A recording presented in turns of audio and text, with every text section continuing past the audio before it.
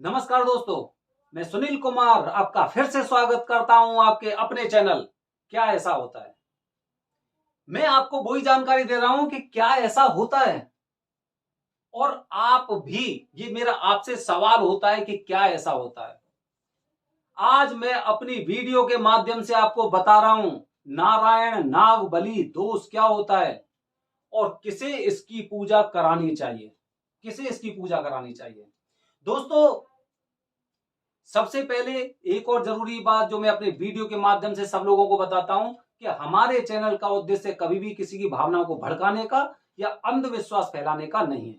इसीलिए आप जो जानकारी हम आपको दे रहे हैं, अगर आपको उस पर विश्वास है तो आप उसका अनुसरण कीजिए। अगर आपको विश्वास नहीं है तो आप एकदम उसे एकदम ऐसे फेंक सकते हैं जैसे कि किसी पदार्थ को डस्टबिन में फेंकते हैं।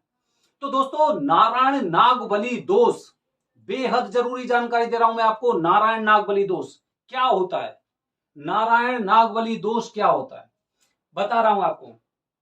जैसे कि आपको समझ में आ रहा है नाग बलि, नारायण नाग बलि, नाग की बलि, समझ रहे हो। तो नारायण नाग बलि दोष कब लगता है और किस पर लगता है, ये मैं आपको अपने वीडियो के माध्यम से बताने जा रहा हूं। तो हमारे वीडियोस को कंटिन्यू देखते रहें, क्योंकि ऐसी जानकारी आपको बार बार और हर जगह बिल्कुल नहीं मिलेगी। दोस्तों, कहा जाता है एक योनि होती है सर्प की। सर्प की योनि देखी होगी, बहुत से लोग बताते हैं कि जैसे कि काफी लोग ऐसे होते हैं जिनके मन में पैसे की लालसा बहुत ज्यादा होती है।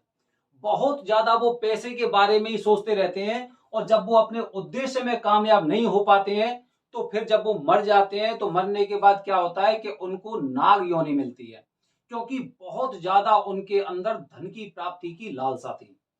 दूसरे लोग कौन से होते हैं, दूसरे लोग जो जो सर्प योनि में जन्म लेते हैं, दूसरे उस तरह के लोग होते हैं जिनके अंदर काम इच्छा बहुत ज्यादा होती है। काम इच्छा बहुत ज्यादा है, लेकिन क्या है कि वो पूरी तरह से संतुष्ट नहीं हो पाए, और संतुष्ट नहीं हो पाए तो उसके बाद क्या है कि उनकी आत्माएं विचरण करती हैं, विचरण होने के बाद वो सर्प योनि में जन्म लेती हैं।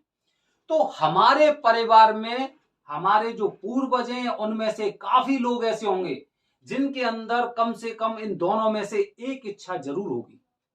और जब ऐसी इच्छा होती है तो क्या होता है कि उन्हें हो सकता है, भगवान ना करे कि ऐसा हुआ हो, लेकिन मैं आपको बता रहा हूं कि ऐसा हो सकता है कि नाग या सर्प योनि में किसी को स्थान मिला हो। अब सर्प योनि क्या होता है। अब सर्प, जैसे पिछले समय में क्या करते थे, सर्प गांव में निकलते थे, बारिश हो रही है, बारिश में सर्प निकल रहे हैं, नाग निकल रहे हैं, तो मैंने बहुत से लोग ऐसे देखे थे जो सांप को देखते ही उसे मार देते थे।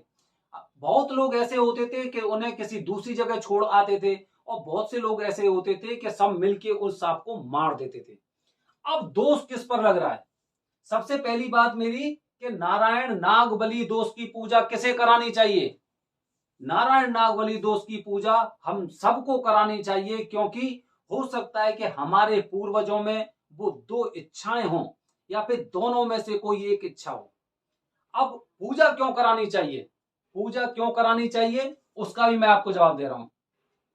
दोस्तों, जैसे कि शास्त्रों में पुराणों में हमने ये चीज जानी है कि पहली बात, आपने सांप को मारा है, पहली बात, आपने सांप को कभी भी मारा है। दूसरी बात, आपने मरते हुए सांप को देखा है, आपने मरते हुए सांप को देखा है।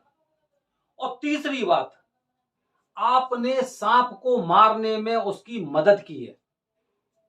जैसे कि अगर कोई इंसान अगर उसे मार रहा है तो आपने उसकी मदद की, ले भाई डंडा ले ले, अगर ज्यादा कुछ नहीं किया तो ले भाई इससे मार दे। तो ये तीन कारण होते हैं, तीन कारण। आपने सांप को मारा है, आपने सांप को मारने में मदद की है, या फिर आपने सांप को मरते हुए भी देखा है, तो ये दोष आप पर भी है। इसीलिए नारायण नागबली दोष के द्वारा और इस दोष से मुक्ति दिलाई जाती है। और पूरा विधि विधान ऐसा होता है कि जितने भी हमने या फिर हमारे परिवार में हमारे पूर्वजों ने अगर कुछ ऐसे चीजें देखी हैं या फिर उसमें मदद की है या फिर उन्होंने इस काम को अंजाम दिया है, तो क्या करते हैं कि वहां पर पूजा के दौरान वहां पर एक सांप का पुतला बनाया जाता है, और सांप का पुतला बनाया जाता है और मंत्रों के माध्यम से, और अपने जो एक अपने आप में जो एक शक्ति होती है मंत्रों में, उस शक्ति के द्वारा और अपने विश्वास के द्वारा, मंत्रों के माध्यम से जितने भी ऐसे कार्य हुए हैं, तो उन आत्माओं को उस सांप में लाया जाता है। पूरे विधि विधान से बकायदा उनका पूजन होता है। पूजन हल्दी से, चंदन से, कुमकुम से, काले तिल से, हर प्रकार से उनका पूजन होता है। और पूजन करने के बाद क्या करते हैं, फिर उसका अंतिम संस्कार किया जाता है। समझ रहे हो? अंतिम संस्कार किया जाता है। नारायण नागबली दोष मतलब यह कि जैसे ही अब आप उनका अंतिम संस्कार करते हैं, जो सांप का जो एक पुतला बनाया जाता है सांप की एक आकृति में ही, और जब उसका पूरा विधि विधान से पूजा करने के बाद जब उनका अंतिम संस्कार किया जाता है, तो मंत्रों के माध्यम से, हमारी भक्ति के मार्ग से, और हम ये प्रयास करते हैं कि इन्हें नारायण लोक में स्थान प्राप्त हो, नारायण लोक में स्थान प्राप्त हो। इसीलिए इसे बोलते हैं नारायण नागबली दोष, के नारायण के पास तक उस दोष से मुक्ति पाने के बाद नारायण लोक में भेजते हैं, जिससे कि हमारे ऊपर जो दोष थे वो खत्म हो जाएं। तो दोस्तों, इस वीडियो के माध्यम से मैंने आपको बताया नारायण नागबली दोष क्या होता है और किसे इसकी पूजा करानी चाहिए, किसे इसकी पूजा करानी चाहिए। तो दोस्तों, इस तरह से पूरे विधि विधान से जब हम पितृदोष की पूजा कराते हैं, तो पितृदोष की पूजा 3 दिन की होती है। पहले दिन में हम क्या करते हैं, अपने पितरों के लिए पूजा करते हैं, दूसरे में हम नाग के लिए पूजा करते हैं, और तीसरे दिन हम शुद्धिकरण के लिए पूजा करते हैं। तो इस तरह से ये सारी पूजा को पूरा वो किया जाता है, पूजा की जाती है।